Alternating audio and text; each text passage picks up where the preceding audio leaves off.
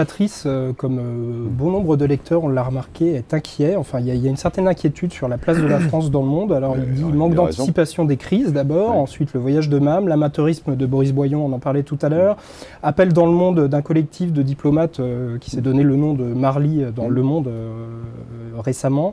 Est-ce que la diplomatie française a atteint un point de non-retour ?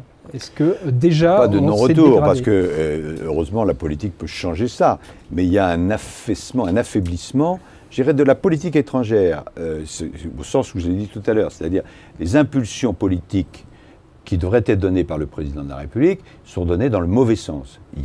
C'est des saccades, c'est des foucades, c'est des diplomaties de coups, et en plus, il y a un mépris vis-à-vis des diplomates professionnels qui est inacceptable. S'il s'agissait seulement des diplomates, ce serait grave, mais c'est le même mépris qui existe à l'endroit des magistrats, à l'endroit des policiers, à l'endroit des enseignants, etc. C'est-à-dire qu'on a pour la première fois un chef de l'État qui attaque systématiquement les serviteurs de l'État.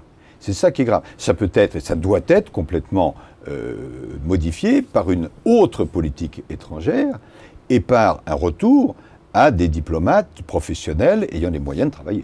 Rapidement, vous pensez que les diplomates en eux-mêmes n'ont pas de responsabilité, par exemple dans l'anticipation des crises Il y a eu tel ou tel diplomate qui, visiblement, n'a pas du tout fait ce qu'il fallait faire.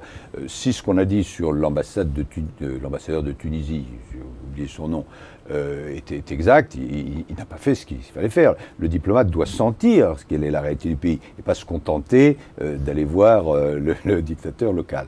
Mais de ce point de vue-là, je ne le connais pas d'ailleurs personnellement, mais enfin, le dernier épisode en date là, de monsieur Boyon, tablette de chocolat est complètement absurde, si vous voulez. C'est exactement l'inverse de ce qu'il faut faire.